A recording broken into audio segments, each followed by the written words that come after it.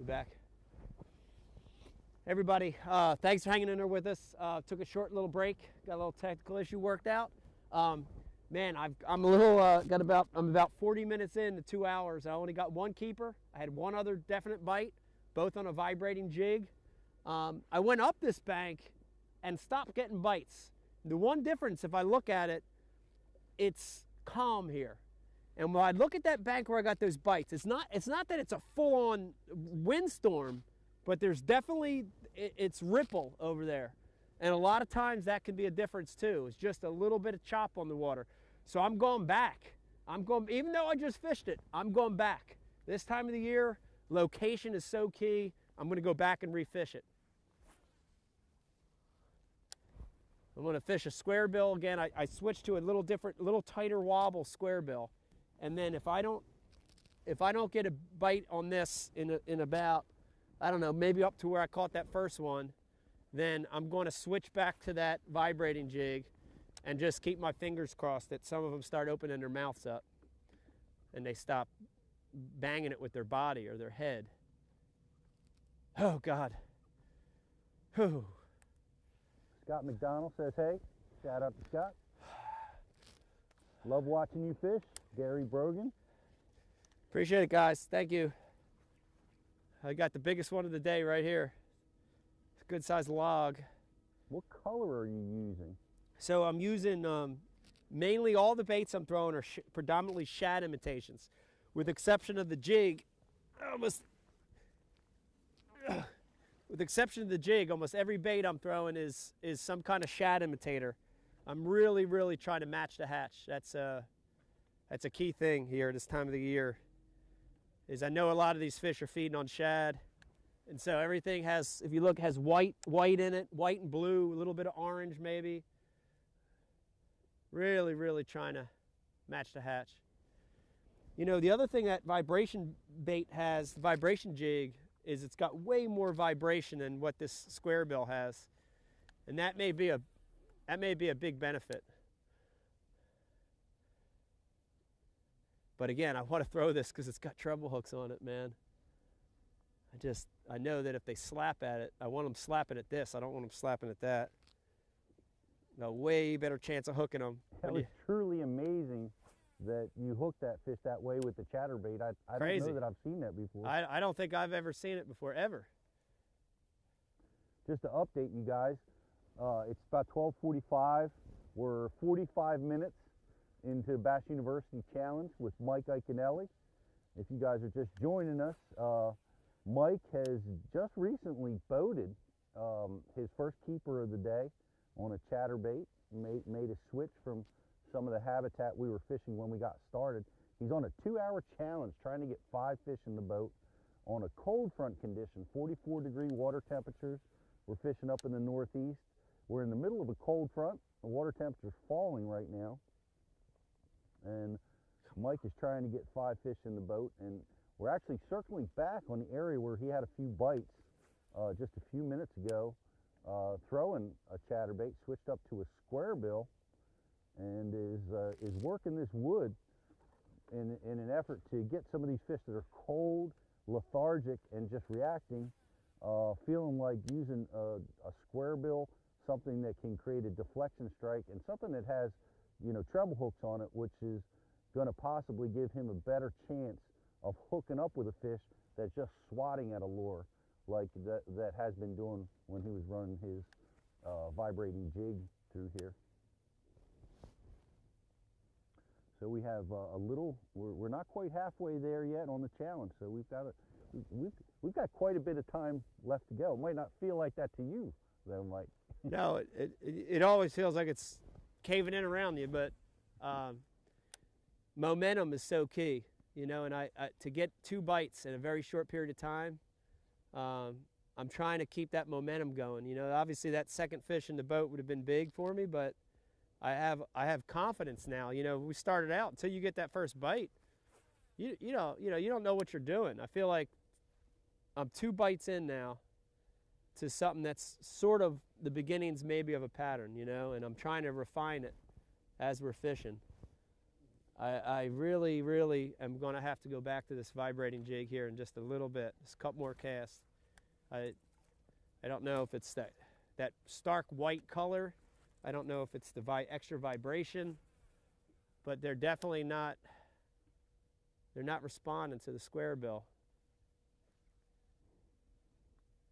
Some questions I just want to address about a slower moving bait in this scenario, and I just want to let you guys know, if you're just tuning in, Mike has occasionally altered back and forth to a jig, a slower presentation. Right now, the reaction bite has been really the only strikes that we've seen today, so he seems to be really keen on that. But you will see him as you watch, that he will slow down, and he's been altering his approach throughout the first part of this challenge. Just had another bite a second ago as you were talking. One just swatting at the square bill. One swatted at it, didn't get it. I'm going to change again. I'm going to go to a flat side.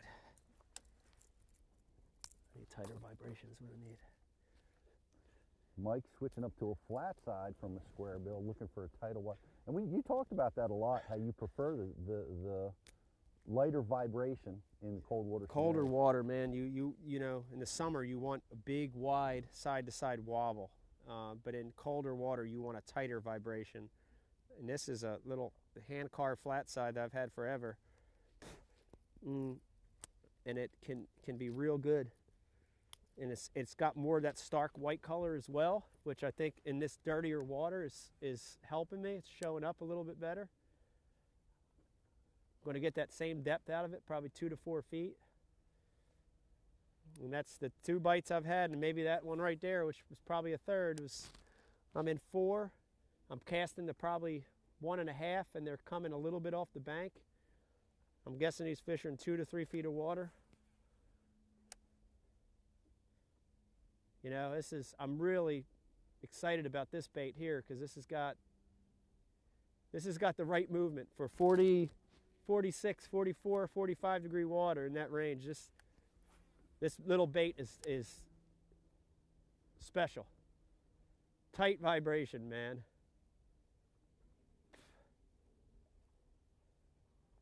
I think that last one that bit was way, way off the bank. It was further off the bank than those other 2 bites. I don't know. That's bad. Bad cast.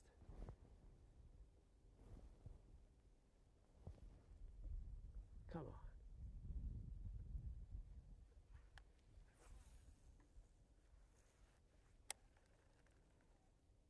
Come on, fish. Todd wants to know if you don't catch your 5 fish today, can he have your Lowrance unit before you get mad? You can have it. He can have it before I stomp it to bits. Come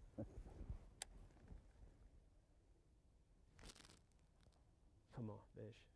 Hit this thing.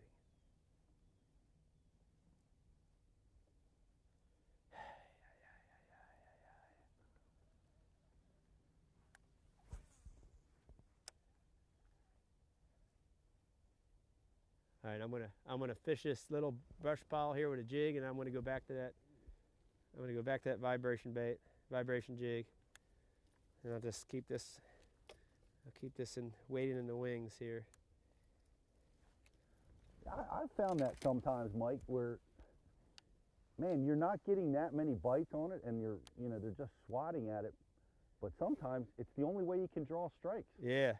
And that's the tool you have to use. That's the tool you have to use. I mean, you know, my mind's thinking, you know, if I go back to that and get a couple more bites and miss them, I could go to a spinner bait with a trailer hook. Might be another option.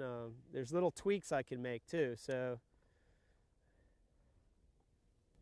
you know, I keep trying this jig though, because it's so effective with this targets. You know, I couldn't get a vibration bait in these places right here.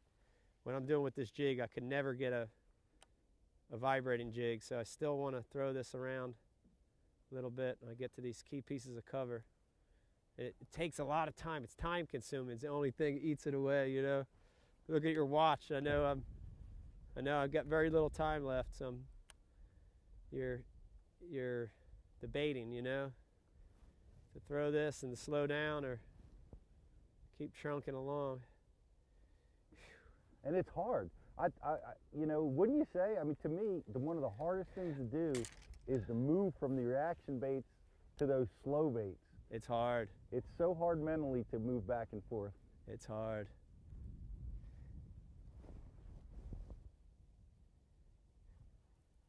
I'm going back. I've just went back now I went back to this vibrating jig, and this is what I've had the two legitimately good bites on. Maybe I had a third on a crankbait, but this to me right now is right. This is right. Justin disagrees. He thinks you should be throwing the banjo minnow. Banjo minnow is really good. I usually like to fish that right on top of the ice, though. And they actually will bust out of the ice for it. Very unique. Another recommendation is the helicopter lure. Helicopter lure is another good one. Good one, especially in the ice. They love it. They love it more than their lives. That's what I mean. They go crazy over it. They're like kamikazes. They smash their head right into the ice and roof. A lot of people don't realize 5 fish in 2 hours is super difficult. You can imagine how challenging that is.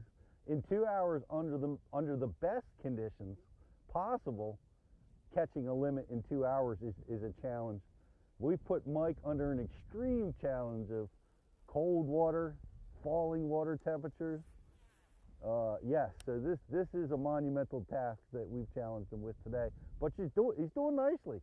In the first half, just to update you guys, some of you guys are just coming back to us from our initial feed, and Mike's sitting on 1 fish that he's captured so far, just within the last 15 or 20 minutes, and he pulled that on a vibrating jig, and it looks like he's going back to that now, and switched back and forth between a couple different tools to try to generate a few more bites in this area, because he did get several bites. As you guys were watching, he had a lot of reaction bites, but the fish are just so cold. They're not committing. They're not aggressively taking his bait. So he's switched up a bunch of different tactics: slow, fast, reaction, square bill, flat side, a number of things to try to get these fish to commit, and hasn't really dialed in on the exact tool that is best just yet. So he switched back to the chatterbait and see if he can pull a couple more fish with that. That's what's going on right now. He's sitting on 1 fish. We're about halfway through Mike's challenge, and we're fishing a little bit shallow, very shallow at the moment, up in the trees. But we started out fishing in the deep, steeper, rocky area of the lake is where Mike begun his challenge, and switching over to the shallower side, the sun-drenched side, a little more protected from the wind, a lot shallower, and that's where he's received some action. Also, you know, something that I think was important, and he talked a lot about it, was seeing a great blue heron on the bank feeding, and really, you know, committed to the area as if there was a lot of food here, and he didn't want to give it up to us, and that's where Mike got a lot of his strikes. Just lost the trailer.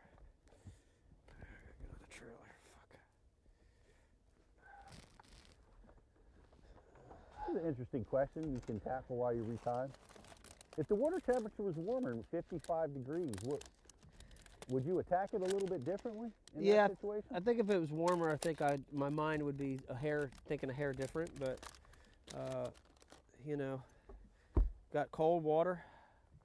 I'm trying to stay fluid enough and let the fish talk to me, you know, and definitely this is an area that I would have predicted that would have had fish, but you know, you gotta let the fish tell you what they want.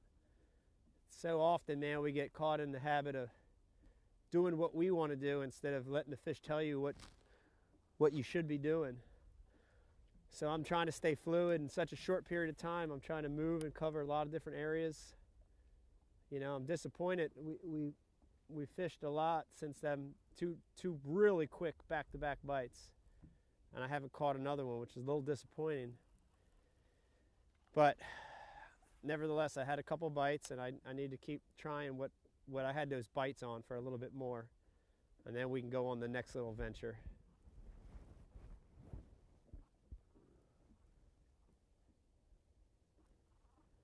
Here's an interesting question. I don't think we've seen any, but is there any vegetation? Is it just timber where you're fishing, blow down trees? Is there any other habitat down there? This lake, on this particular main, what I would call main lake area, there is no vegetation. There is a second sort of smaller lake. My plan was that was going to be my sort of B plan if A didn't work, and that does have some vegetation. So for sure, I'm looking for that last 30 minutes of the day, if we don't capture another one here quick, to head that direction and try to target some vegetation. But for the most part, this is wood only, wood and rock, a lot of wood and rock. That's it. Come on, fish.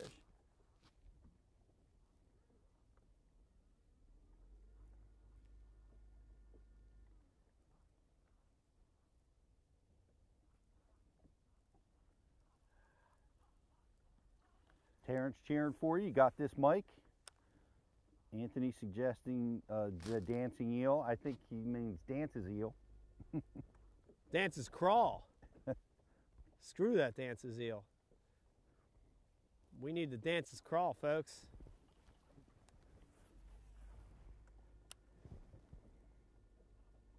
Come on.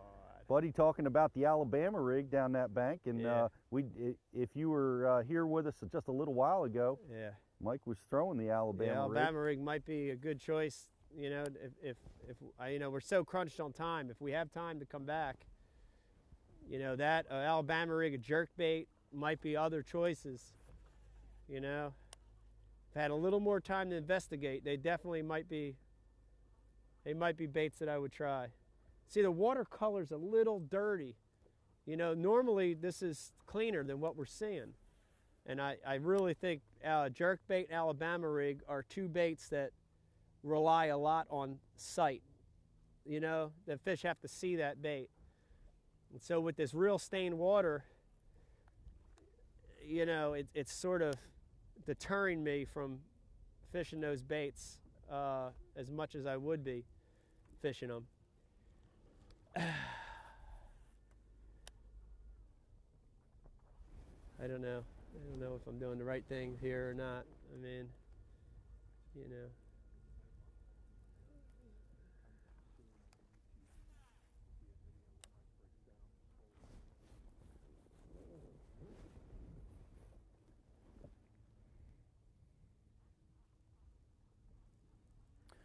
We've started an avalanche of suggestions of crazy lures now. Any pogo shads in there? Pogo shad. Man's pogo shad. Remember that was a cold water bait. Man, it's amazing. I honestly thought we had something dialed there. Best suggestion so far is try some corn. Corn works. I like corn. By the way, everybody watching right now, hope you're enjoying my Fish My City on Nat Geo Wild. Got a brand new episode coming up this Friday, 10 p.m. Eastern Time, 9 p.m. Central Time. Fish My City from Austin, Texas. Tune in. I hope you like it. Nat Geo Wild. Come on, let's go. Come on, let's go. Deep diving hula popper. That's a good one. Choice. Look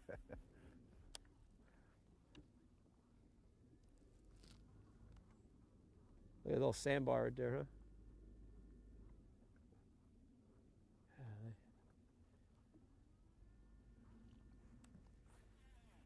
Sandbar. I like them sandbars. Try around that sandbar. Sandbar. How many times can you say sandbar? Sandbar.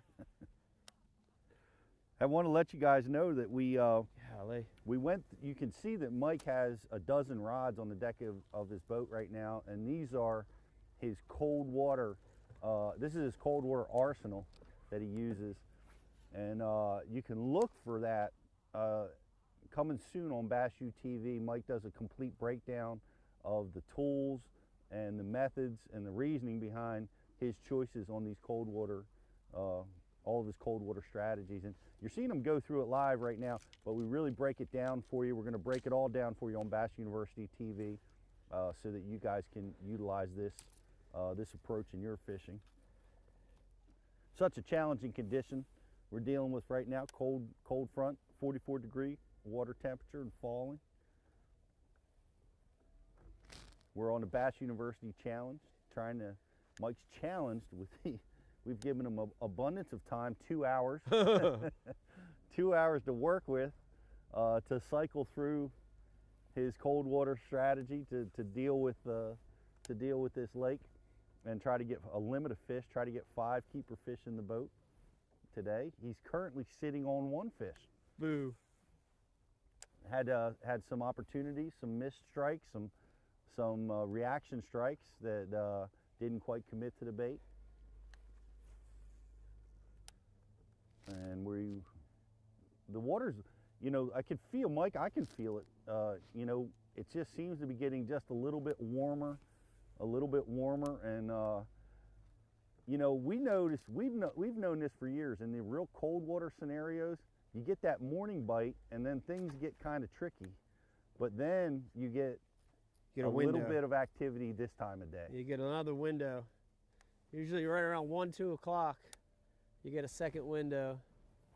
Fishing winter leagues my whole life, you see it so many times on those winter leagues where you get them early and you get them late. That last hour, most of those winter leagues are 1, 2 o'clock, they're over. And you got to hang in there for them till the very end, because a lot of the biggest fish caught are caught in that last hour, you know. Man, I don't like what's happening though. You know, I don't know if that was just a unique area or we sort of stopped getting bites here. Pick this tree apart real quick and then make a change. I'm running out of time. It's not a lot of time. Miranda suggesting a spinner. I know you have a spinner in your panic box, don't you? I do. Inline spinner. It's great bait for when things get tough. It wouldn't be at the top of my list for cold water, but I do love an inline spinner. Nothing wrong with an inline spinner. Caught many a bass on inline spinner. Rooster tail, Meps, you name it. Panther martin.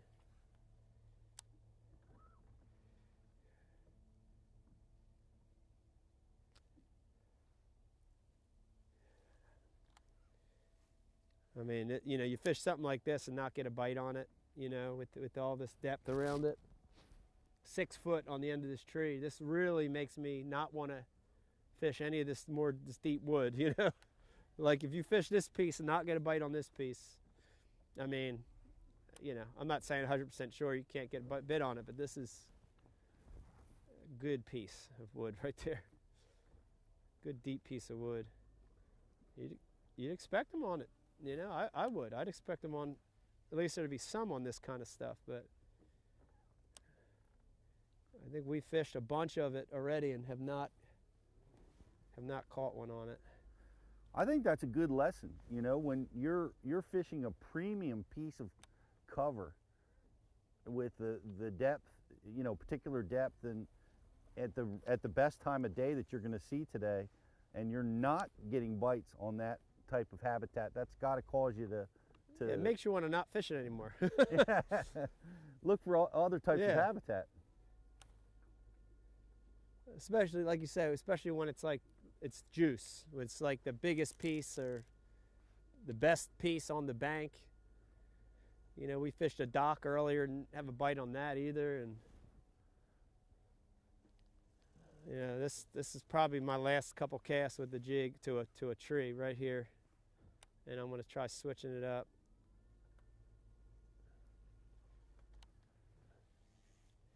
You just feel that time caving in on you, you know. I know, I can feel it. It was an interesting question. Is how do you handle being able to slow down under the time pressure?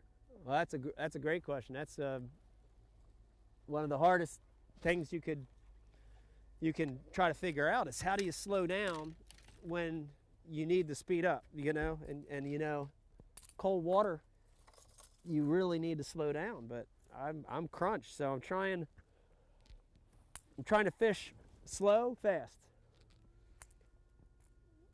And that's a hard thing to do.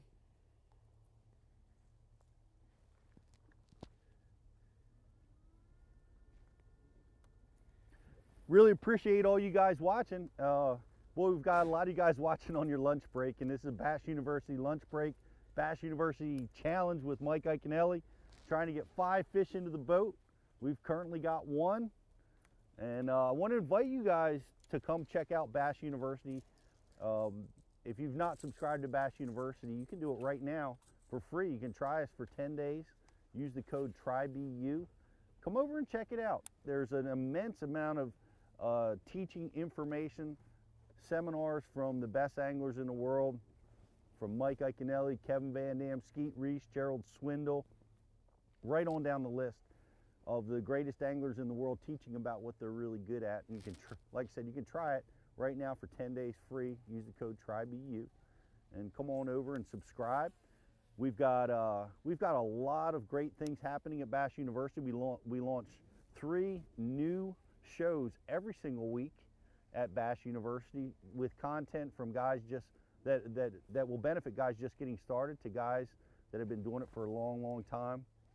We also have a lot of other great features at Bass University. We have Bass University Live in Studio, where we talk with tournament winners. We dive deep into different types of fishing strategies. We just come off talking about using glide baits, which was really exciting, with Carl Jacobson, who's been using a glide bait out on tour to get himself qualified. He's back, you know, qualified for the elites. He's qualified to do just about everything. He's done a lot of that with glide baits, and we dove in deep with that, and we talked about fishing out at Lake Mead and winning the U.S. Open with Bub Tosh using the dual fluke rig. Just an example, we at Bass University Live, we dive in deep. We get the details of the techniques that are being used right now all over the country to win tournaments. And we also have Bass University Live, like we're doing right now, guys. We're live all over the country. We're on the water. It's your opportunity to interact with all the pros, just like we do on our Bass University Live in Studio. We take questions from all of our subscribers. We give away lots of prizes, and we do a lot of that stuff on the water as well. You can look for us to be down in Florida next month. A little different water temperature, I think, Mike. I think it's going to be warmer. we might even see spawning going on down there. If anybody wants to bet it'll be warmer, I'll bet you. But look for that coming. So there's a lot happening at Bass University all the time. Come check it out, guys, over at bassu.tv.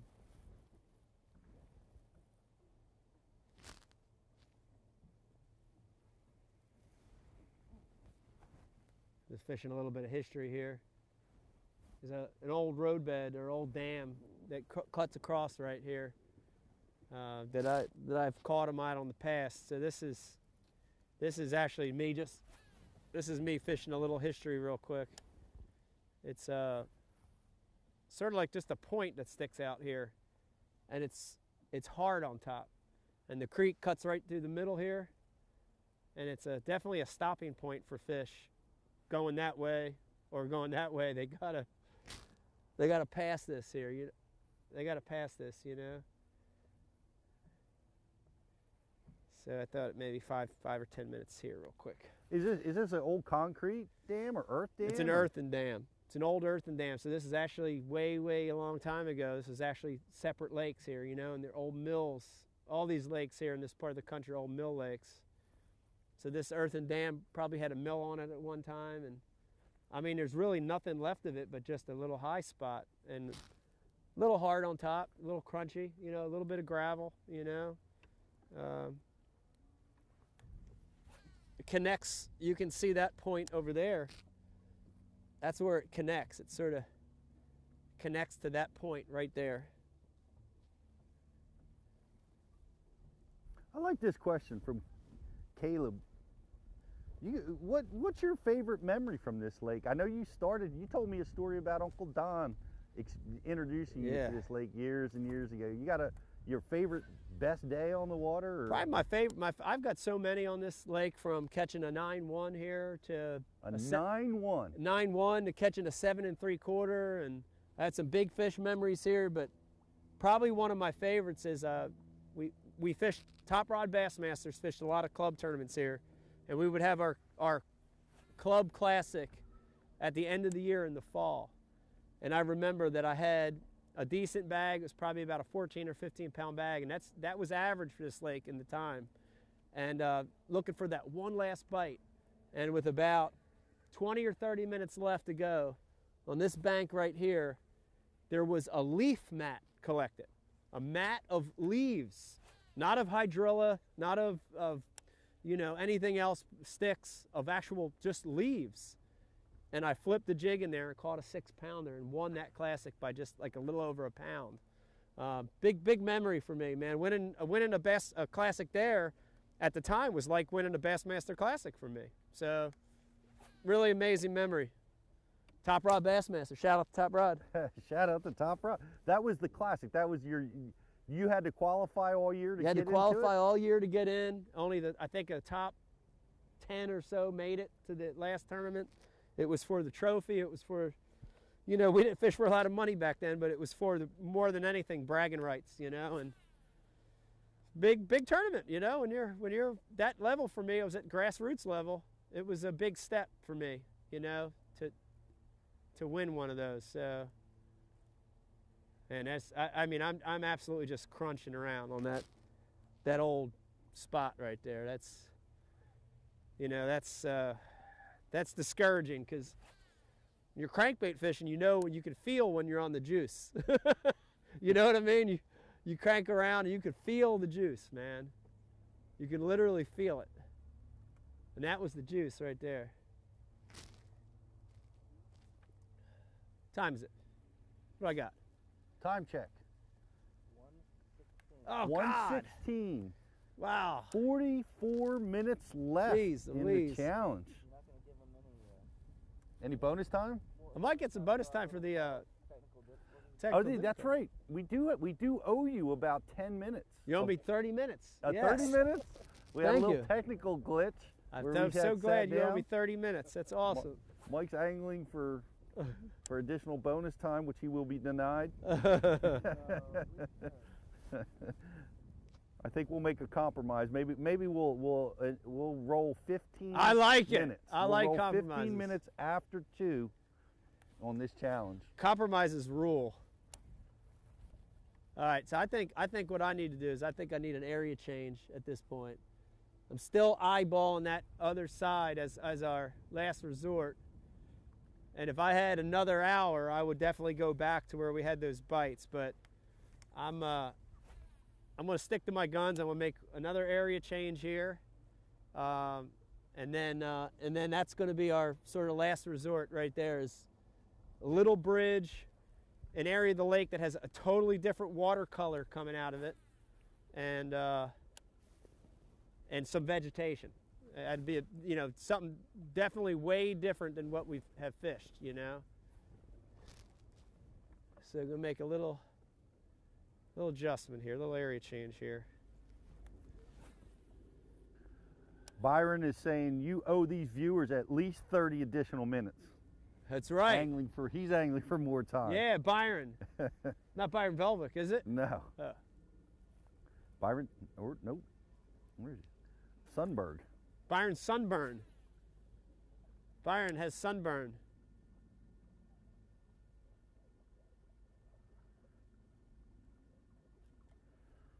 A lot of questions about where you're fishing, and all we can say is we're on Lake Z.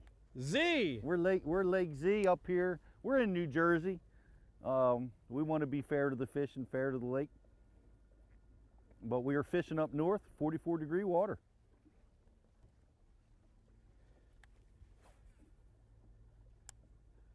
Beautiful house. That's funny. Byron Sunberg is not Byron Velvick, but he said he did fish with Byron Velvick Wow. before in a one bass tournament. How about that? Interesting stuff. Such a small world, folks. Golly. People are fascinated by you catching a 6-pounder under a mat of floating leaves. Leaves. When you caught that 6-pounder under the mat of floating leaves, was that the first time we saw people or heard of Going Ike? It was an early version of Going Ike. For sure. What did an early version of Going Ike look like? It was a lot more yelling, and there was, back then I was just fishing in a Coleman crawdad. So there was a lot more unsteadiness as I rolled around the boat, you know what I mean?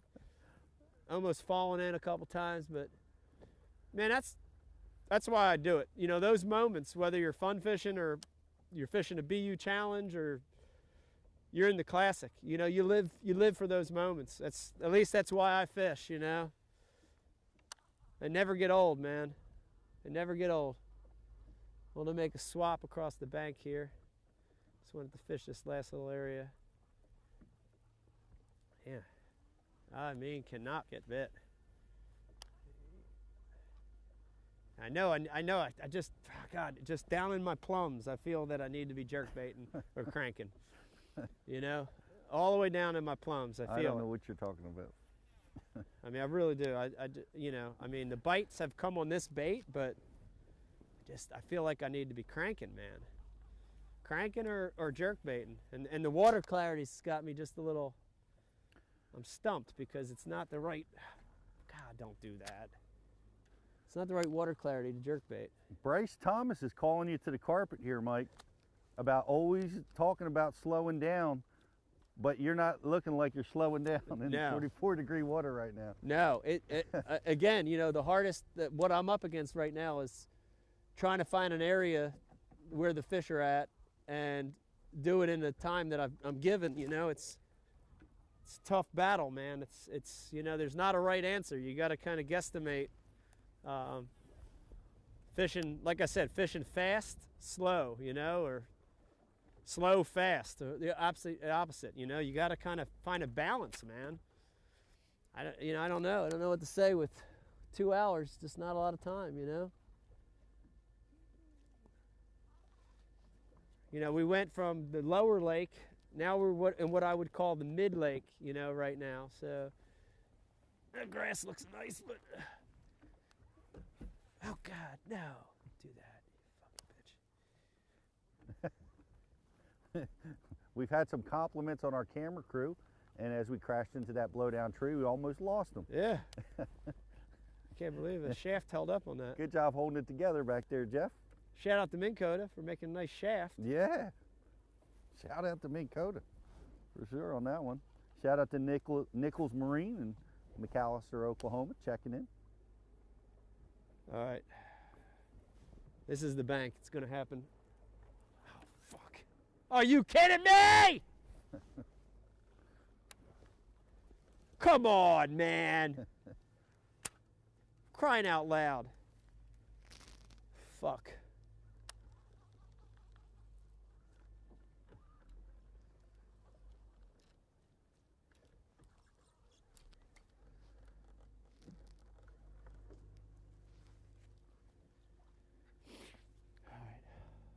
Jim's commenting he can see Mike's feeling the pressure. Feeling the pressure. You know, it's under the gun here, guys. We've challenged Mike. This is quite a challenge to get 5 bites in cold water here, and yeah, probably.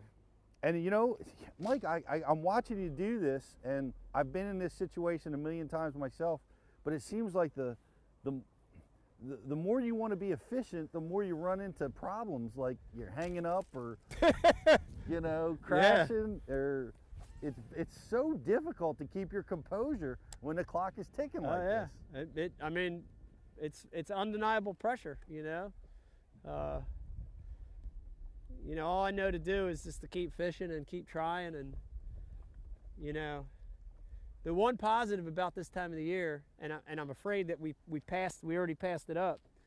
Maybe that was the area, maybe it wasn't, but so often this time of the year you find a magic area and the fish are loaded up, the fish are ganged up.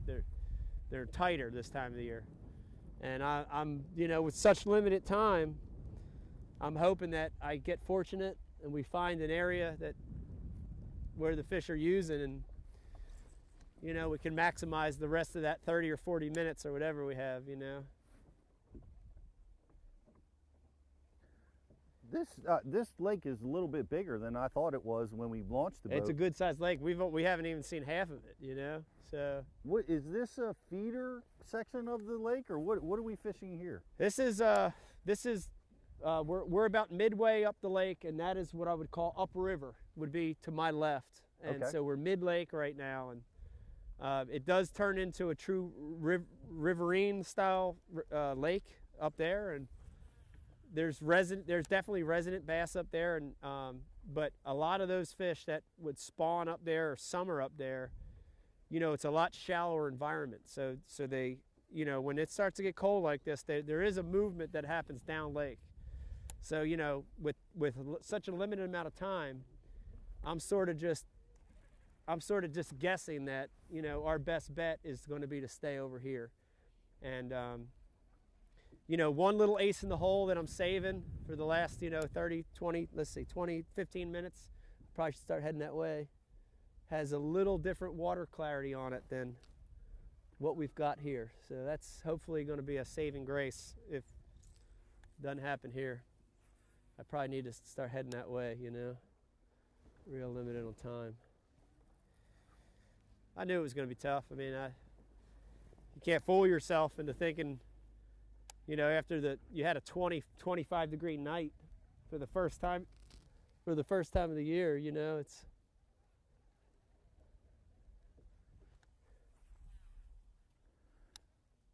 Well, Dave says that in the first hour you've said 400 less cuss words than he would have under this condition. Wow. So you're excelling in that area. Dan Quinn has a question. Dan Quinn. Rip and Rap. Rappler. Charlie Rip Rap.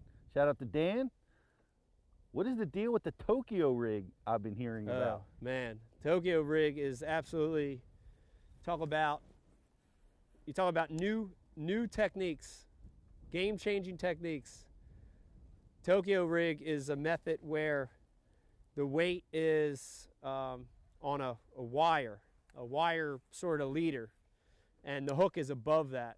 And it's changing the way that we think about fishing traditional techniques, punching, dragging out in deep water. You saw Gerald Swindle doing it out on ledges. It's just a really different system that presents the bait in a really unique way. And you're going to be hearing a lot more about a Tokyo rig, you know, in the next year or two. You're going to see some big wins come from it. It's a really innovative technique. But what I need right now is a bass. VMC's got a Tokyo rig. Is that available right now? Yep, available right now. Get it. I'm pretty sure they have it on tacklewarehouse.com. If they don't have it now, they can get it for pre-order. Neat thing about Tokyo rig is you can change the weight depending on what you need. So it's an open wire, so you can change that weight around, you know. You could go from an 1/8 ounce around shallow docks to a 1 ounce punching through vegetation, and all you have to do is open the wire and change the weight. This looks right. I mean, I want to just comment right here that this area makes me excited because it's a metal seawall, and I love seawalls this time of the year, man. They're really, really. We got another big seawall. We actually got a giant length of seawall over there. This makes me excited right here.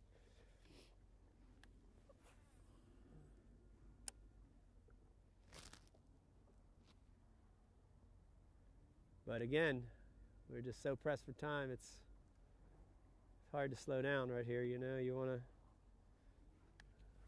want to fish slow, but keep looking at that clock. I know got 40 minutes probably. Give me an extra 10 or 15. I mean, it's tight.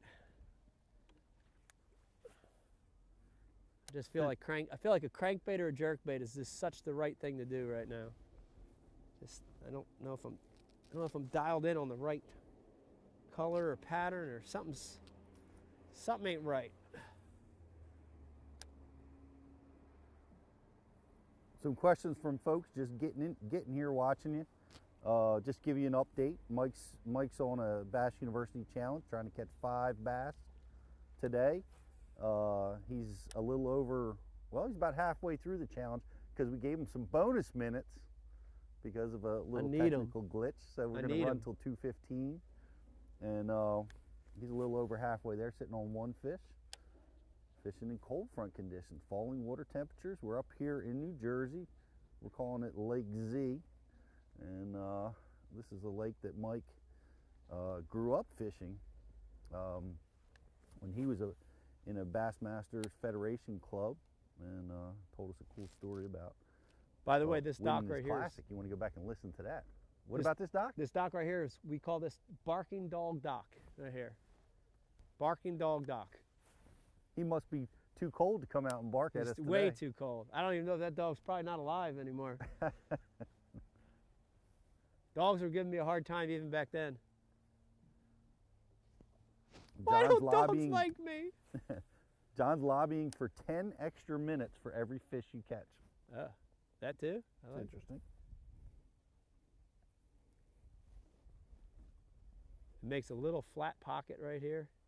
You can kind of look at the bank and see. You can see the debris there. You know, a lot of times you can look at the bank and you can tell what the bank does. This is a good example. The bank above it is pretty flat, so it's a little flat spot. But if you start going down the bank, you see how the bank gets steeper, and then that comes down in the water. So, you know, that's a good little tip, is look at the bank visually. Look at the bank, and 9 times out of 10, what you see on land is what continues in the water.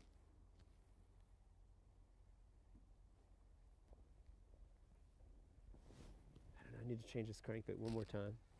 I need to go back to a regular square bill, but I need to put a little color into it. I need like something a little brighter. That white I want, you know? That white palette. The shad palette. I'm more of a shad palette, man.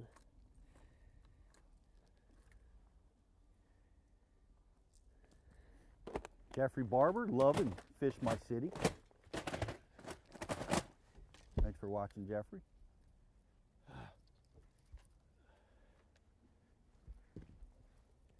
This will be my last change with the square bill. I'll try this last type. A little brighter white. Beans, you talked about it. What's the difference between a Tokyo rig and a Jika rig?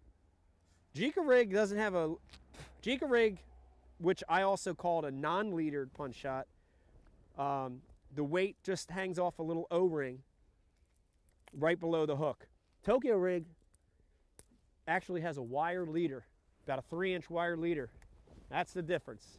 So the wire's rigid, so it actually keeps that bait off the bottom a lot better than a Jika or even a short leader drop shot, because the wire is rigid.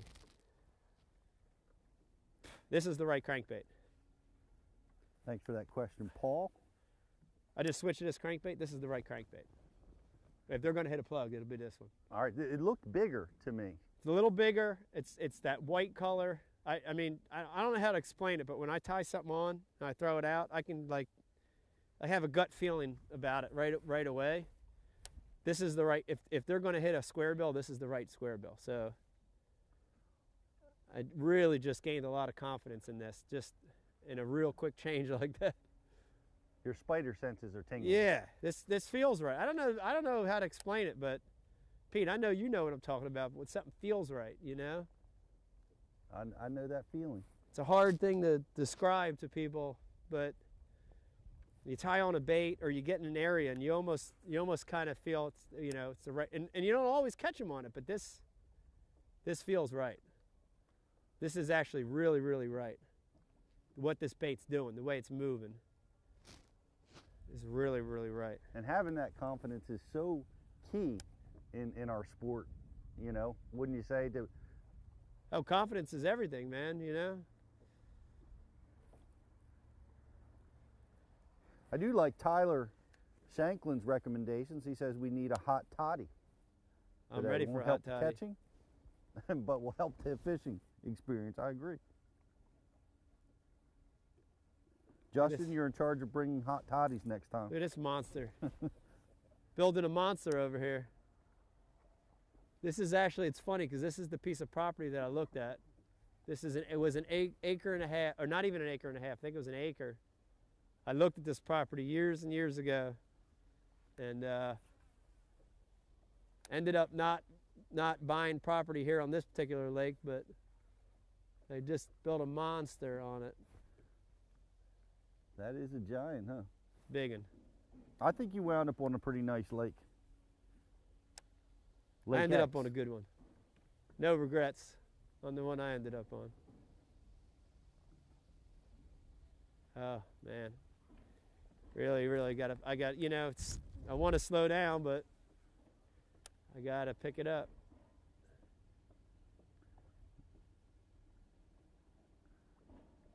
That's a really nice, I tell you, talk about expensive rods and reels. This one right here, this guy has out in the dock. This is a very expensive combo. This rod and reel right here that you see, it's in the thousands. Really big in Japan right now, this technique. But you know, you see this guy utilizing one right here. Probably one of the construction workers after a flounder or a trouser trout. I like how he has that knot tied in the middle there, like I guess that's his leader knot. Yeah, it's a leader knot. That's an extra measure of protection, you know, in case things go south with a big one-eyed walleye or muskie. I tell you, Miranda has been with us the whole time. Miranda! And she is lobbying hard to get you to have a spinner on. Miranda wants the spinner. I might have Inline spinner. She wants to see it. God, I love seawalls. I love seawalls this time of the year. Come on. I mean, seawalls, I love them. Retain heat. All right, John. Asking about Bass University classes.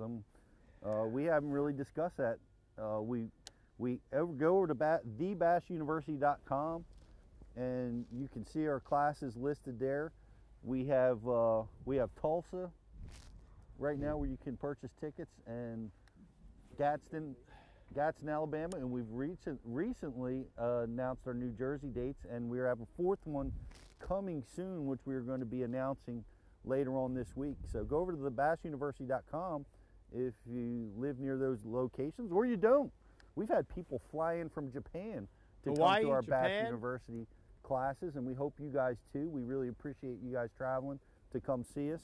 The Bass University classes are what we offer on site. It's a weekend seminar series where we have 3 anglers, instructors speak on Saturday, 3 on Sunday typically, and we have 2 seminars per day from each speaker. We have breakout sessions, hands-on training sessions, opportunity to look in each angler's tackle box, ask questions directly to the pros, gain autographs, take pictures. It's a great event, and we have them in the winter. We have them in January and February when a lot of people aren't fishing, and we hope to see you at one of our Bass University classes this year. So come check them out at thebassuniversity.com. You can actually, I don't know if you can see it, but you can start to see the water clarity difference right here. There's actually a line. You're able to start to see a line of clarity where that, what I call tannic water, acidic water, is seeping out of that bridge. There's actually a line right here, a mud line of a clarity difference. It's almost a different water altogether that comes out of that bridge right there. And it's mixing right here. You can see it. Well, our program manager, Justin Kimmel, who's here with us today, unmiked at the moment, was elbowing me a little while ago, pointing out this little culvert and area. Yeah, and you can see, I mean, literally you can look over there and see the difference in water clarity. And you know, I sort of, this was my ace in the hole here with about, you know, less than 30 minutes or 30 minutes or so to go. You know, this is going to be an area where I slow down a little bit. It's almost like fishing a different lake. You know, totally different water clarity. I'm sure the water temperature is different. When we get in there, we should see the temperature difference, a change.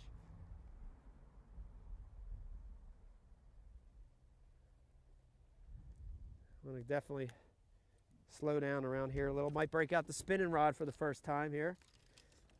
Here's a question about your gear. Gloves. Gloves. What's the brand of gloves that you're using? I'm using just, these are, let me see. I don't even know. These are actually Buff. These are by the company Buff. I wear the gloves to protect my hands from the sun, protect them from the cold, little line cuts, all that stuff. This is really, I feel like I've missed out. This is a new element of apparel that I've added to my fishing just in the last 3 or 4 years, and it's really, really helped, man. It's really, really helped. I don't feel right now if I don't have gloves on when I'm fishing. It's hard to describe, but it's great for nothing less than protecting your hands from the sun. I mean, it is black. You have actual black water shooting out of there.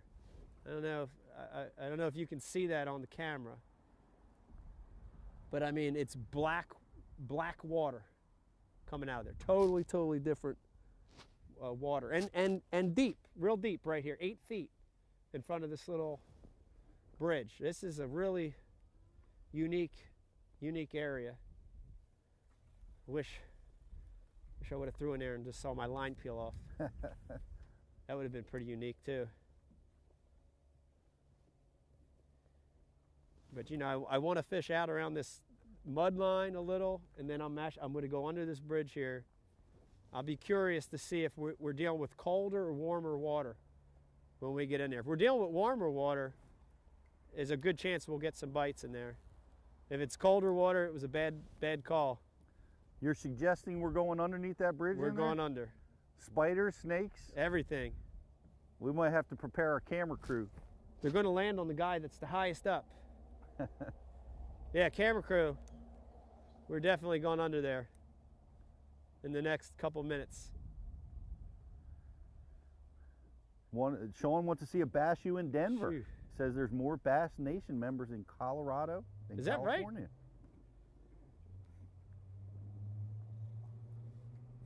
right? Fuck. Darren asked, will the umbrella rig work in cold weather? And you know, we've seen Mike fire it around. Umbrella rig is notorious for being an excellent cold water technique.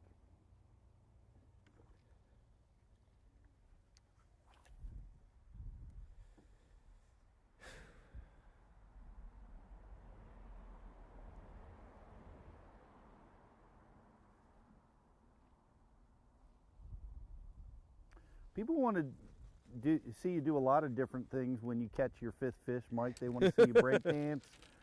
But when I catch my 5th fish. But wow. when you catch your 5th fish, the one that I want to see, which they recommend, is you doing a backflip off the motor. Oh yeah, I'll definitely Right. do that. I love 47-degree water temperature is the best, you know. Perfect condition to do that.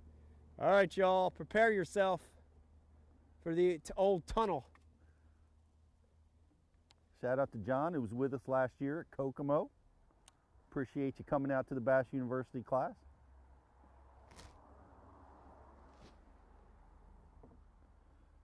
Albert's lobbying for a black and blue jig, which we have seen Mike throw Right here, bro. quite a bit. He's got on right now. Albert, there you go. Ask and you shall receive.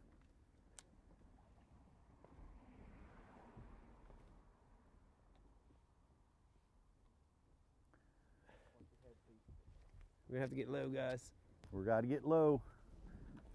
Jeff, the cameraman, we did this on the last live shoot, Jeff. We went under the Spider Bridge, Mike, on the lake we were on. You know the one I'm talking about? Spider Bridge. No. The Spider Bridge at... Is that what you call that one in the Northeast? On the right? No, this was in New Jersey. The New Jersey live that we did. Newton. Yeah. Yeah. Well, Lake N. Lake N. That was the most amazing time I've ever seen. The entire bridge was covered from one end to the other in spider webs. and the spiders were dropping down on us as we went through. Ew. Which I love that. It's my favorite thing.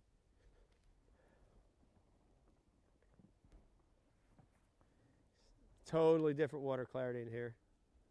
Totally different water clarity. What about the water temperature? We're going to see from one Paul. second. Is it different in here? We want to let it settle in a little bit.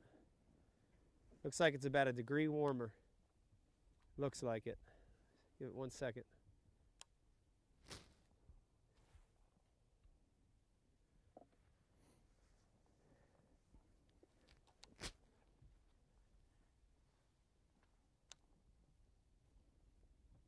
Patrick is curious about where your mind's at with your fish catch coming on a bladed jig, and you're not throwing it now. Yeah, well, you know, the bladed jig, I had 2 bites on it, and the one that I caught was foul hooked in the belly. So, you know, honestly, I don't think that was the best bait to throw. I think there was something else. I'm thinking about that area. You know, if this was a tournament where I had a traditional 8-hour day, I promise you I would go back there and experiment with different baits, different rigs, Alabama rig, jerk bait. I would experiment there. But you know, with such limited time, I'm trying my best to put myself in an area with a concentration of fish. So I decided to make a move to an area that I knew would have different water clarity. This is completely different. This is unlike anything that we've fished today. It is indeed about a degree warmer in here as well. So, you know, on paper, a degree is a lot this time of the year in the winter. So we'll see if that makes a difference. The other thing is now this opens up my baits now. You know, you look at this water clarity, and this is a clarity where I can get away with a jerk bait. I can get away with a rig here. Got a lot more options here in this clarity. Where I felt in that dirty stained water, I definitely felt a lot more limited in what I could catch fish on. So, about to switch to a jerk bait here. 1 second.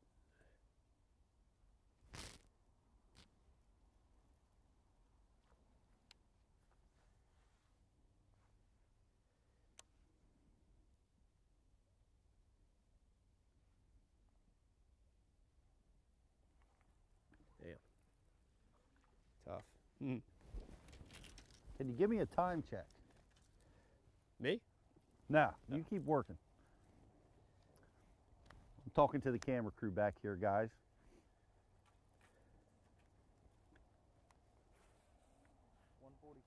We got 146. We got 30 minutes left in our challenge, guys. Just to give you an update. My name is Pete Gluzak. This is Mike Iaconelli fishing in the front of the boat. He's under the Bass University Challenge at the moment. 2 hours to catch a limit of bass under impossible conditions. He's currently got 1 bass captured today, and we've moved into a slightly warmer backwater area, full of optimism back in here with 30 minutes to go on our day. This is the Bass University Challenge. He had 2 hours to catch a limit of bass, and we're going to be running until about 2:15. So stay with us, guys. Thanks for joining us on the Bass University Lunch Break Live. I guess it's lunchtime in the Central Time Zone right now. Glad you guys are with us. We see a lot of guys with us today. I imagine a lot of you guys are watching us while you work. We appreciate you doing that. We apologize to all the bosses out there. But we're glad you guys are here. We're having fun. We're staying warm. It's air temperature is probably about 40 degrees. Water temperature is about 44 degrees and dropping under cold front conditions. Fishing a lake up here in New Jersey. We're calling it Lake Z. It's one of the lakes that Mike fished since he was young, early in his Bass Federation career. Won a championship here in his club years ago. We found out a little earlier or today. If you didn't hear that story, you need to go back and listen to it. It's a lot of fun here in the history of this place. And we've got about 30 minutes left to go. This is the deepest water in this whole backwater is right here behind us. You'd think that would be the deal, but no bites. I want to throw back at that little pit real quick.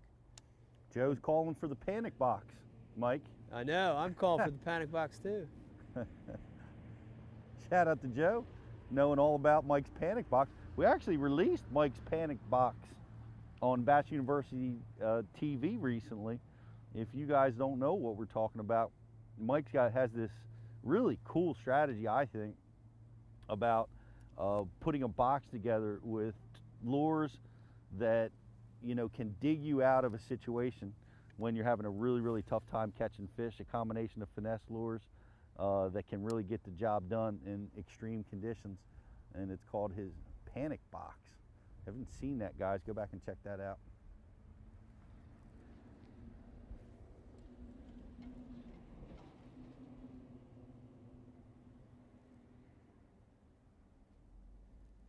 Damn. Oh, I was just kind of sort of hoping that there were a bunch around that hole there, but doesn't appear that way.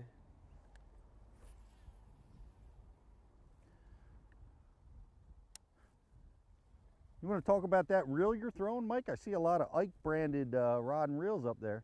Yeah, I got a new reel from Abu Garcia called a Revo Ike. Worked really hard on this. It complements the Ike series rod really well. Got it available in 2 different ratios, 6:6:1 for when you want to slow down. Like today I'm fishing a lot of 6:6:1 gear ratio. And then we'll also have it at 8:0:1 for times when you want to burn it. And then of course we've got it in a spinning reel in a 20 and 30 size. When you need to finesse, like right now, try a little micro jig along this dam here, along this causeway, real quick. Starting to get really finesse, you know. It's sort of the only thing I didn't spend a lot of time on today is finesse fishing, you know, just because of the time limitations. But, you know,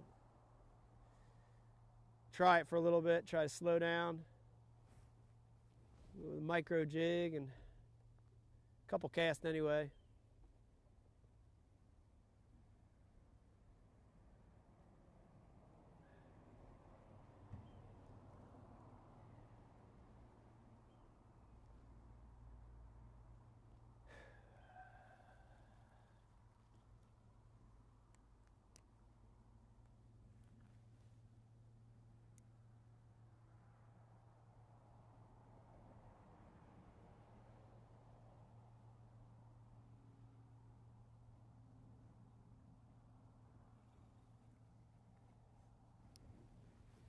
One of the things that I heard that Rick Clun said this one time, and I don't know whether he actually said it or who actually said it, but the comment was, the guy that's toughest to beat is the guy that fishes as intently at the end of his day as he does in the beginning of his day. Yeah, I'd agree with that, you know. Because you can get down.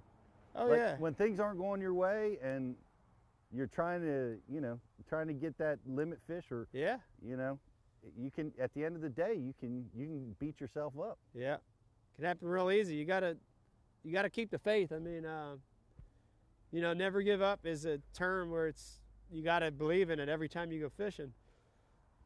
So many times I've caught, you know, the winning fish, or, you know, we got 4 fish left. So many times I've caught them all really quick at the end. So you gotta believe you can catch them, you know.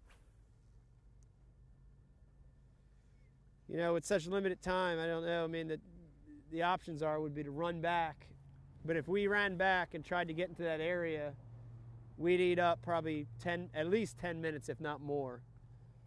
You know, we're already back here. I feel like we just need to sort of stay back here now, right or wrong.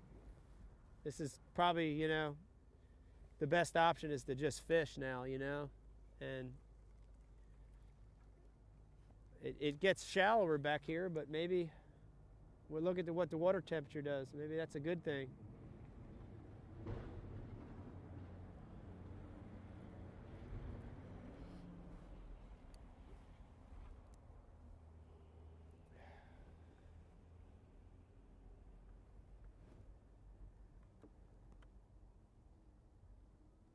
In this section, is this a feeder creek coming in this part of the lake? It's another feeder creek, but it's a different feeder. It's a tannic feeder. It comes more from a swampy area, and that's why you see a lot of this.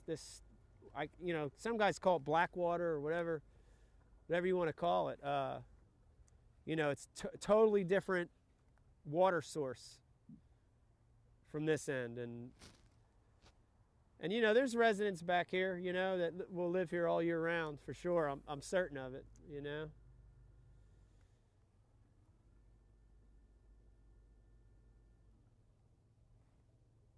I see some remnants of lily pads over there. Lily pads, you know, you don't see many lily pads. You don't see much vegetation in this lake at all.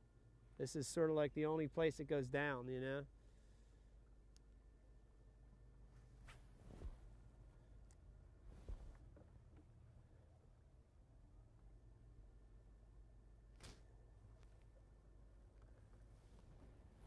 See if there's any grass left. Sometimes there's some grass. Usually this time of the year, most of it's gone, but maybe a little left.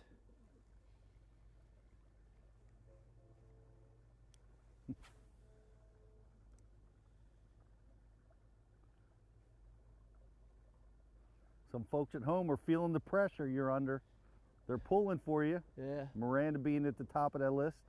She still wants me to throw the spinner? Is that She her? hasn't mentioned the spinner for a while. Oh, okay. She's right there with you, feeling every cast, cheering you on. We're going to fish to the end, you know. Fish to the end and let the chips fall where they fall. Looks like it might be a little bit of grass left. Some guys are spying some leaf mats that around here, Oh, yeah. suggesting you might want to try to relive your classic win. Might have to. That was in October, or September or October. We're in November, but you never know.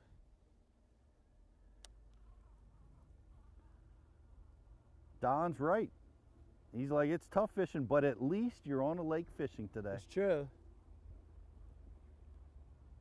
I'll tell you what I'm going to do too is I know I'm going to run out of time, but I'm going to go back to where we had those bites on the way back in, and even if it doesn't count, I am curious to see if we can go back and generate some strikes. I feel like everything I looked at, that was, in hindsight, maybe we should have just camped there. You know, it's always a tough decision. You know, like I said, in an 8-hour tournament scenario, I would definitely have went back there. You know, but you just got so little time on this format,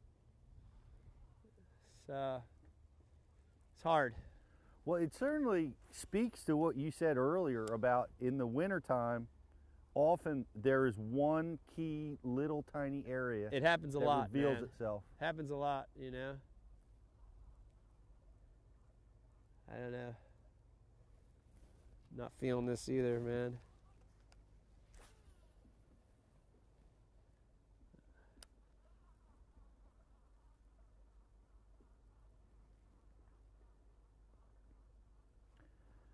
John's noticing that not seeing any birds in this section of the lake like we did in the other.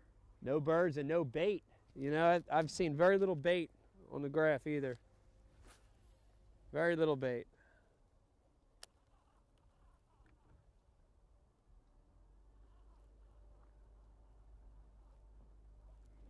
Dell's inviting you down to Cookeville, Tennessee. Woo!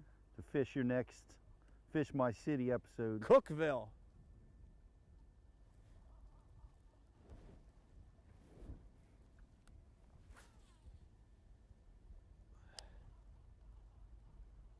Oh, Trent's hollering at you. Get out of there, Mike. Do you know where I'm at? Go back to your sweet spot. Oh. I know. I wish there was time. If this was a lake where you're allowed to fire up the outboard, I think that's the move I would have made. But yeah, we are limited, guys, and you guys might not know that at home. This is a trolling motor only lake. So Mike is forced to make decisions about run time. He only has 2 hours to fish today, so it's very limited on travel time. You know, we think about it when we're in tournaments using outboards and managing our time. And you know, with a 250 horsepower, you can cover a lot of water. On trolling motor, you know, covering a quarter mile can burn up a heck of a lot of fishing time. So Mike is making some decisions, certainly based, you know, with his limited time and how much travel time it would take. He's opting to fish where he's at, which is a tough decision to make as a tournament guy, and certainly under the current challenge he's under right now. Just to catch you guys up that you're maybe just coming to us, Mike's on a 2-hour challenge to catch a limit of fish. He currently has one in the boat. Proud of that fish, I'll tell you that. I'm proud of that fish too. I mean, this is a very challenging condition, guys. Not many people would even challenge themselves to fish in 40-degree water, and here we are. And Mike's captured one, had a few missed strikes, a few reaction strikes that didn't go his way, and we're challenging him to catch a limit of fish, and we have 2 hours to do it. We're going to be fishing at 2:15 p.m. Eastern time, and the clock is ticking. Bass University live challenge. It is 2 o'clock. 15 minutes on the clock now. Boy, I wish I could start up that outboard and just fly back to where I caught that fish. I know you could, if you started that outboard, you could be there in 30 seconds. Could be there in 30 seconds, it definitely. would use up the rest of your time.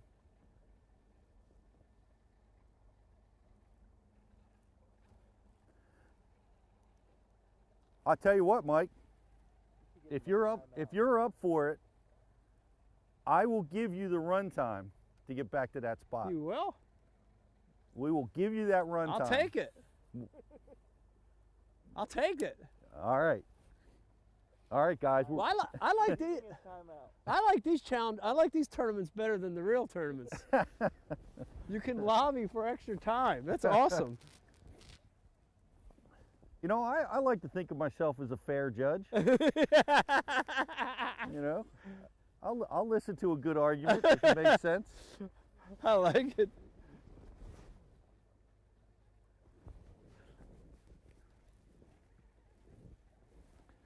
We can make these rules up. We are in charge. This is our program. Trip Weldon would be mad right now. I know. Trip's going to be writing me a letter. They're all clamoring. They want it. The viewers want. They're all celebrating the extra time. Yep. Look at it.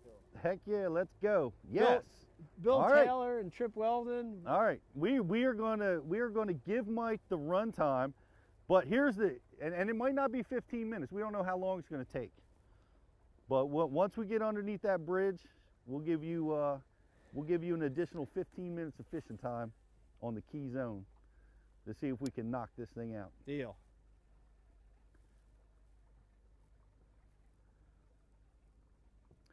Pete's trying out for MLF judge. I think I'd be fired from the MLF for making this decision right now. Fired. You would definitely be fired, Pete.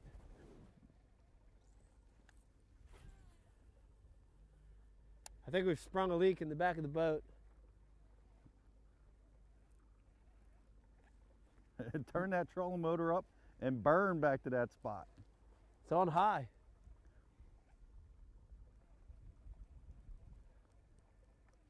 Trolling motor on high. Game time. Everybody's in.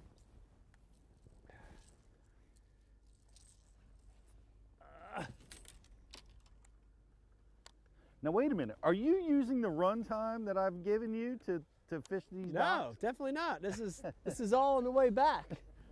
Headed that way. I might have to file a grievance with myself. With yourself. As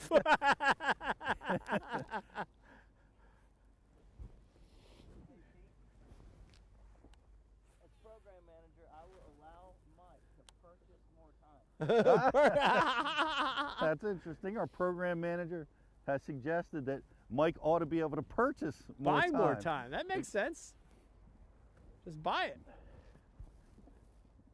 I think one of those Ike rod and reel combos ought to do nicely. Might have to. Might have to work. An extra 15 minutes.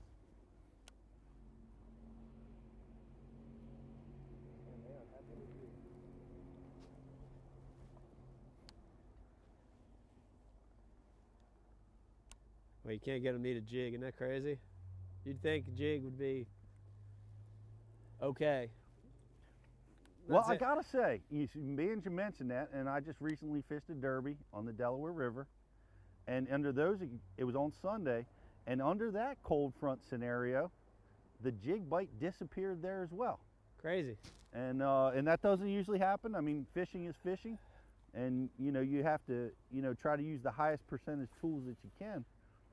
But it was surprising in this same region, under the cold front scenario, the jig bites went south, like they appear to have done today. Very weird. Very weird. Normally, that's a great cold weather bait, but got weird fish today.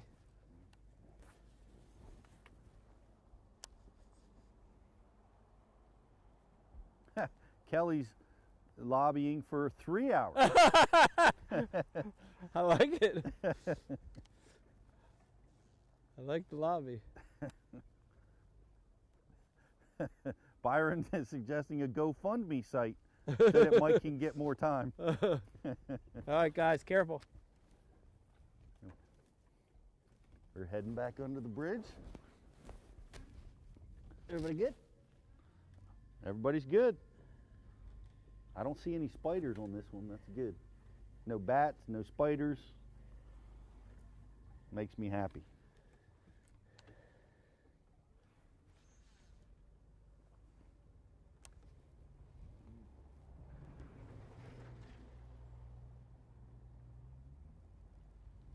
$10 a minute.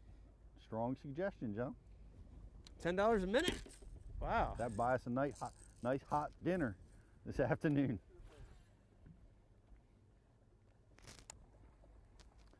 Patrick wants you to throw that bladed bait when you get back to that spot.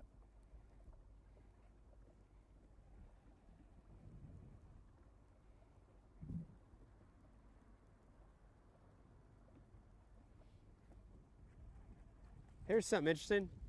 The shortest distance between 2 points is a straight line. Just thought I would tell you that. It's not a straight line? It is a straight line.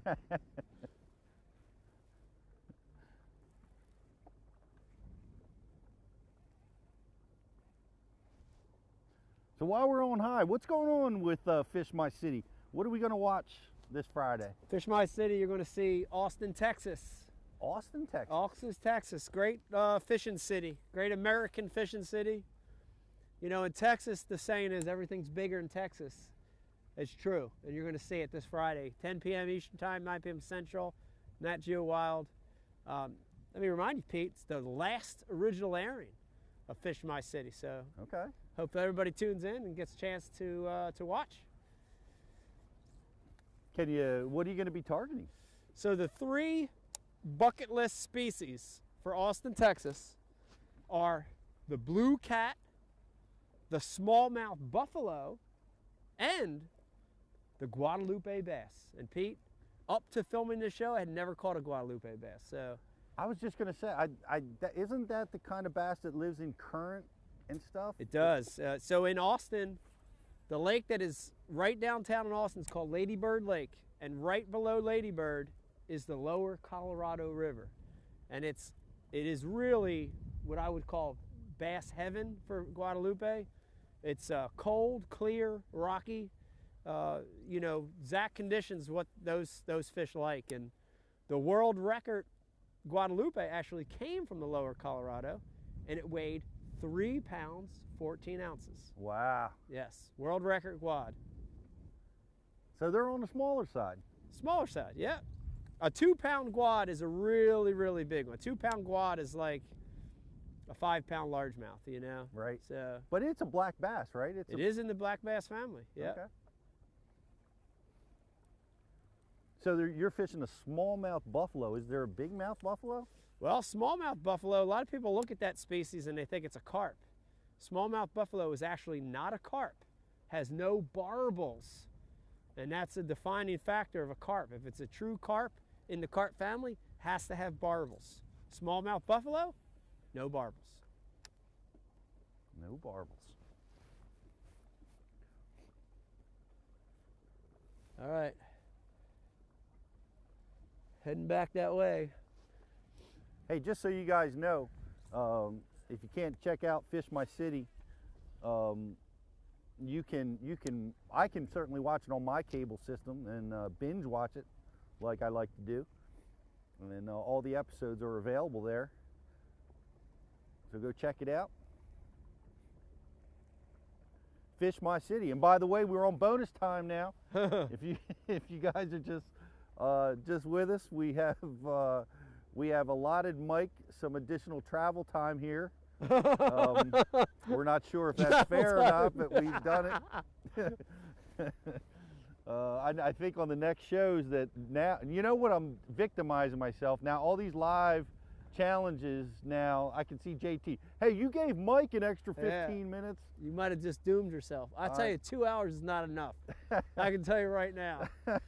My advice, if we use this as a test model, 2 hours is not enough. 2 hours is, or we have to like catch a fish, like lower our maybe we should maybe we should have lowered it, or expand our time, whichever we decide to do.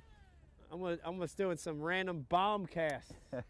Hail Marys while we're heading that way. But we are in a challenge. We've challenged Mike. We've given him 2 hours to catch a limit of fish. He currently has 1 fish. We've extended his time a little bit to allow for this travel time, which we're going to move back to the front of the lake. And once we get to the key area, we're going to start that clock ticking again. You know, it's dirty, but it's not like it's chocolate milk, you know? It's definitely not chocolate milk. Well, this is the first time I'm looking at this water. So I guess what you're saying is normally it's a lot clearer. It's a lot cleaner normally. A lot cleaner. It's not clear, but it's normally got a little more visibility than what you see here, you know? I'd say normally it's got 2 to 3 feet visibility, and I think it's maybe down to about a foot right now. Maybe not even a foot. Let me look. I'd say 8 inches right now. 10 inches right now, visibility. Mary Lou Miller is saying 6 to 8 hours. And Mary Lou, it's too cold for that. Too cold, Mary Lou. Now with JT, maybe when we're down in Florida next time. With JT it won't be too cold. It'd be good.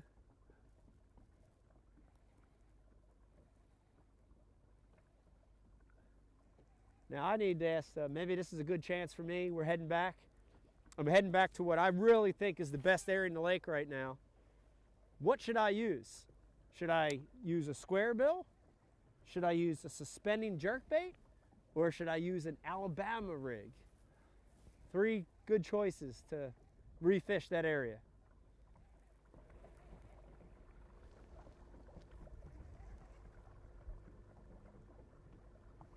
Well, I know what Miranda would say. Spinner. There it is. Spinner. She said it before I could say it. She wants that spinner, I know. I know she wants that spinner. Hey, UPS guys, Jason King, watching on their lunch break. Ups. Thanks for watching, guys. I want all my packages delivered intact this year, UPS. Especially make sure the ones with tackle in them arrive safe and unhurt. Thank you, guys.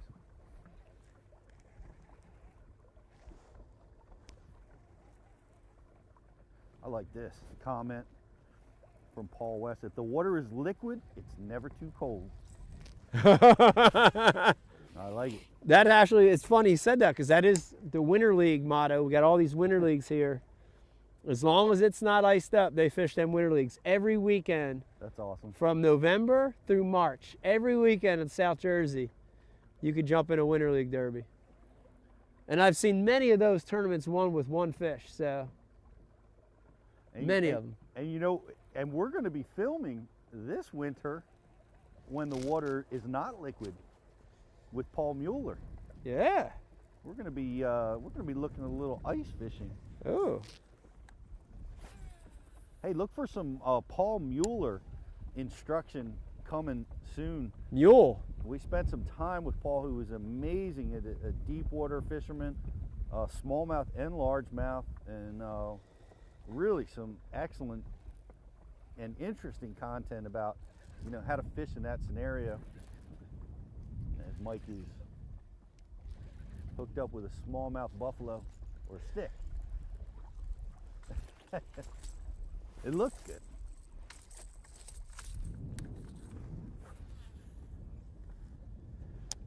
Well, Kelly's calling for the, to answer your question, calling for the Alabama rig. A rig, huh? Buddy, a rig or spinner? A rig. A rig keeps coming up. Swim bait, we haven't seen much of today. Alabama rig. Sean says, hey Sean, shout out. Miranda's now calling for the panic box. Damn. She's calling for the panic box. Time. It's time. There are spinners in there. Yeah, she knows that's where the spinner is. Right. That's what she wants. Makes sense. A rig. Donkey rig. What's a donkey rig? A lot of A rigs, huh? All right. Rattling squarebill. Spinnerbait. Silver buddy. Silver buddy. Here we go. Before you get into the you want to change your battery, Mike? Yeah, you wanna? Yeah. We'll let Mike keep talking. We'll change. We have a battery change, guys. We want to keep Mike's audio live as he enters into the, this is the area where he got his only fish and had a few short strikes, a few reaction strikes here. And this is the area that, you know, we've allotted him an extra 15 minutes to come back here after covering really the majority of the lake, or as much of the lake as he could in the last couple of hours. Is wanted to come back here and you know, see if he could generate a few more bites.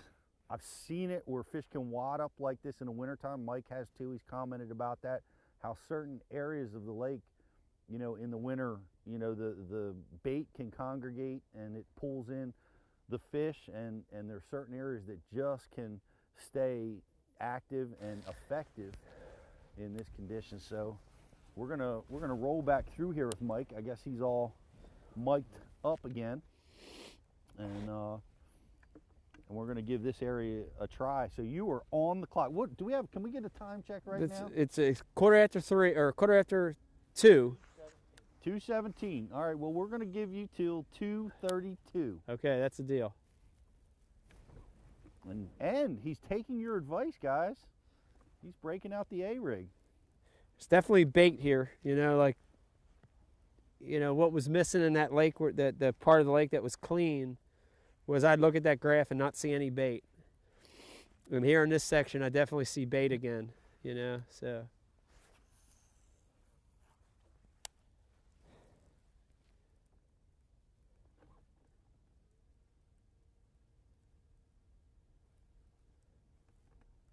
See, you know, the one, like I said, the one negative about the A-rig right now is that just is the water clarity, you know. Looking at this water clarity, it's just like, this is a shade too dirty, in my opinion, for a really good Alabama rig bite. It's a shade too dirty, you know. Well, that's got to be a factor too, because you got to figure that prior to the rain event that we recently had, that the water was cleaner than Probably it is cleaner. Right now. So the water clarity has kind of taken a dive. Yeah. It just, you know, wipes out a few key baits, a few key wintertime baits, with Alabama rig and jerk bait being, you know, two of the big cold water baits. And you just take that and you kind of throw it out the window, you know, with dirty water. But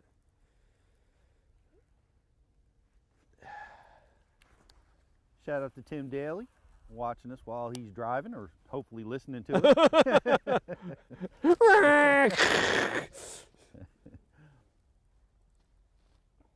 A tiny trap suggestion. Tiny trap. I know that lives in your panic box. Oh too. yeah. Little trap might be a good option. A lot of good options. Jerkbait's probably my next one. John Barger is not hearing it. Telling you, bro. go back to the bait you had your bites on. Could be. Yeah, look at all the bait right there. I mean, besides the boat ramp, this is the area with the most bait we've seen, you know. Look, one just dimpled right up there. See that one dimple at the top? And this is one more with this.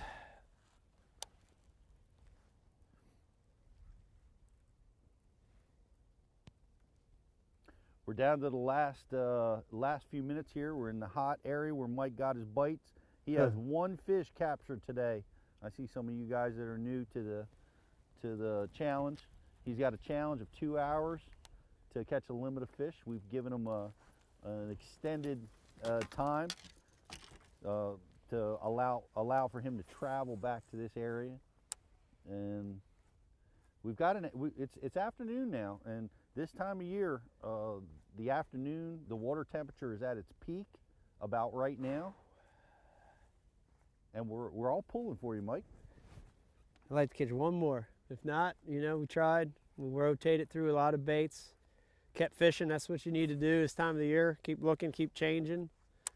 I don't know what, you know, in hindsight, the only thing I think I would have did different, you don't know till you go try it, but, you know, would be to camp out here, really slow down, cycle through more finesse rods, you know.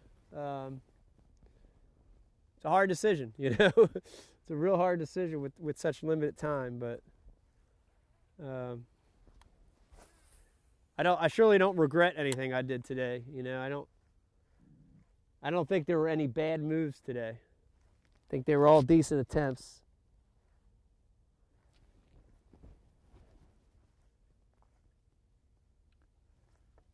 Ron Parker says he gets cold when I'm not catching. How do you guys feel now after 2 hours?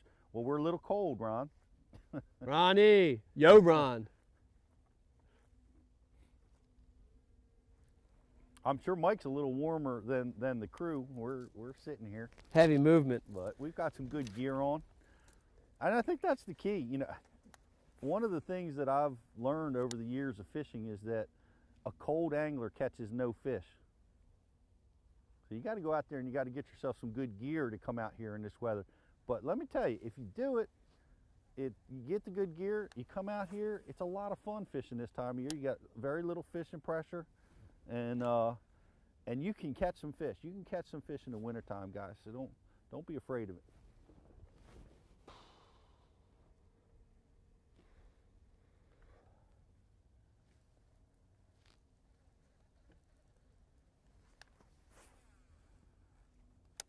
Kelly agrees. A good day is a day when you fish. Agreed. Tyler wants to see that Moloch spinnerbait. Ooh. Molochs.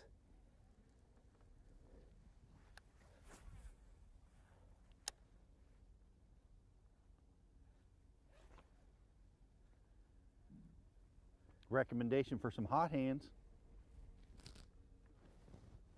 Keep them in my pocket sometimes when it gets real cold.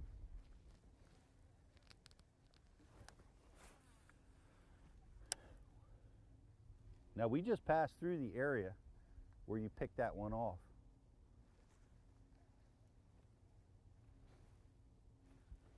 Yeah, I had a bite there, and then I think I had the second bite right on one of these pieces right here. I can't remember. The second bite was on one of these. It was either there or right up from here.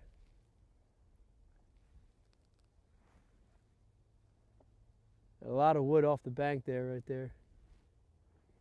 See all the dimpling right there? I do. Load of bait right there.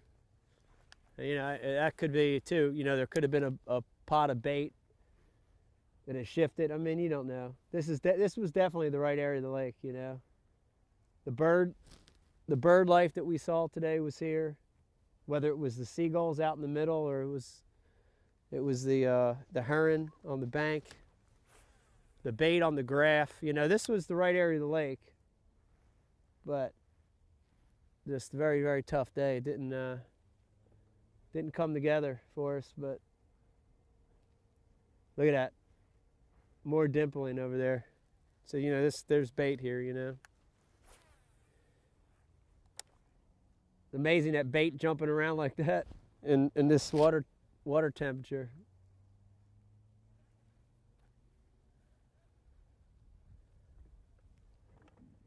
Well, a couple minutes left, you know, we're going to end the day. I think I'll go back to the bait where I had the only bites on. End the day with that. And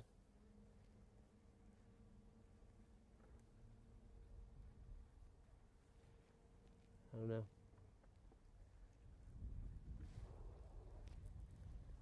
What's the time check?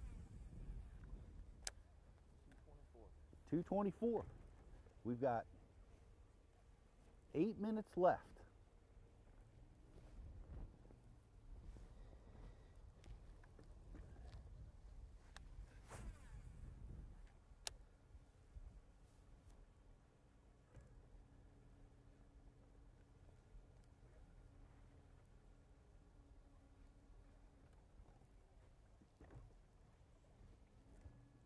Oh, they're begging for the inline spinner now. Begging for it?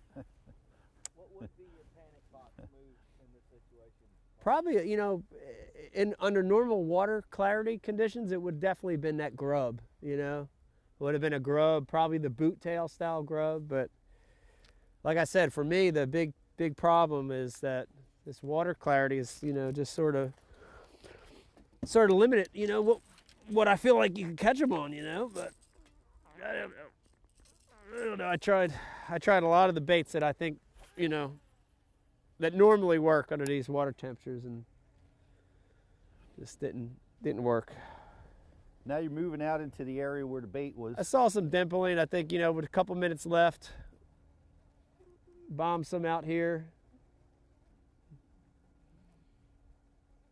I don't know.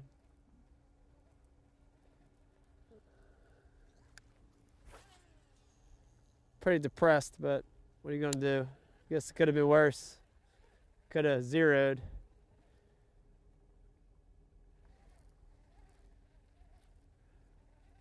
If you catch one before the end of before this time runs out in just a few minutes, I will give you bonus points. Just points. Just points. Points for what? Is this? I don't know yet. Okay. Are these like Bass Pro Shop points where I can collect them and buy a parka? We don't know how to apply the points yet, but we're going to give you some points. Okay. If you can stick one in these last couple of minutes. You might just give them a better challenge. Yeah, we promised to put you on a lake where the water temperature is rising. They're here. I mean, it's, you know, I know what lives in here. We were around fish today. It's just, like I said, it's hard to figure it out sometimes, man. Shout out to Rick Moore. I like it. It's fishing. Thanks for taking a risk. Great entertainment. And I appreciate you taking a risk, because it's a bold challenge to take on in this condition. That's, you know, fishing is, you know, I like this format. Everybody watching, I want to say I like this format because it's real. You know, what you saw today, nothing was staged, obviously, and you know, I like it. You're going to see some of these. We're going to do some of these lives, and you're going to see some where guys absolutely crush their heads in. You're going to see other ones where they don't catch a thing, like today, and you're going to see some in the middle, and that's the reality of fishing. I think, you know, for me, I tend to learn the most when I'm watching real fishing, real live, you know, active fishing conditions. So I hope you guys learned something today. I know Pete's been mentioning it all day, but I invite everybody, man, if you like what you saw here, go over to BUTV, use the promo code TRYBU. We're going to give you 10 free days. We're going to give you access to billions of pieces of content. That's right, billions. I don't know if that's accurate, but we got a lot of content on there. I'm rounding it up, but that's yeah, okay. I'm rounding it up. But everybody to go over there and check it out. I hope you learned something. Pete, I know we got like 2 minutes left. I'm going to go out with the bait that won. I'm going to go out with the bait that caught me my keeper. for the last 60 seconds of this day. Come on, let's go. 3 minutes. Oh, 3. Oh. How Shit. many of you think Mike will score? 3 minutes left on the clock. Look at all them As cormorants. we see cormorants moving up in front of us. Jesus. I didn't see them before. I don't know if they're just drying out or if they're over there because there's food over there. It looked like they were just roosting though, huh? Another shout out to the cameraman. Shout out to Jeff, definitely. Best performance of the day was the camera guy.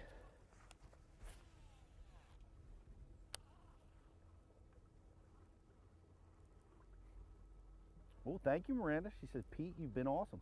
Thank you. Isn't it funny how those bites though came like back to back like that? I mean, it was like boom, boom. Here it comes.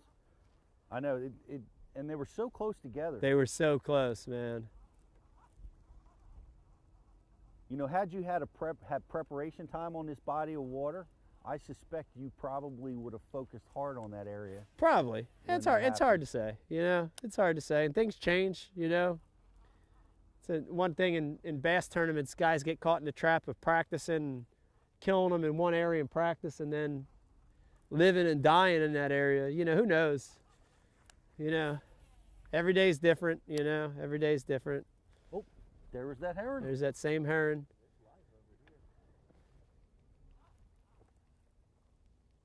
Got cormorants everywhere. Heron on that tree, but they all look like, you know, I'll be honest with you, they all look like they were roosting.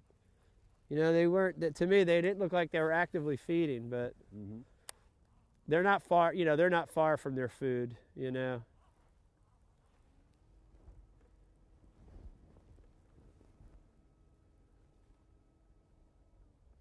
Man, that thing's still over there. I remember that thing.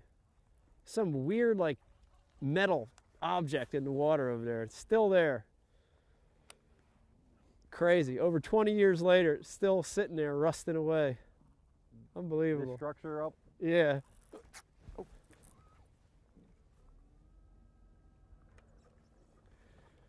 All right. We donated the chatterbait. I'm tapping out, but you know what I'm going to do on the way back is I'm going to break the rules. So I'm actually going to troll on the way back, folks. That's right. I'm going to troll. I'm going to throw out my little plugger. And I'm just going to troll on the way back. So, Pete, thank you. I appreciate it. Justin, thank you. Jeff, our camera guy, thank you, man. Appreciate it. Hope everybody had a great time.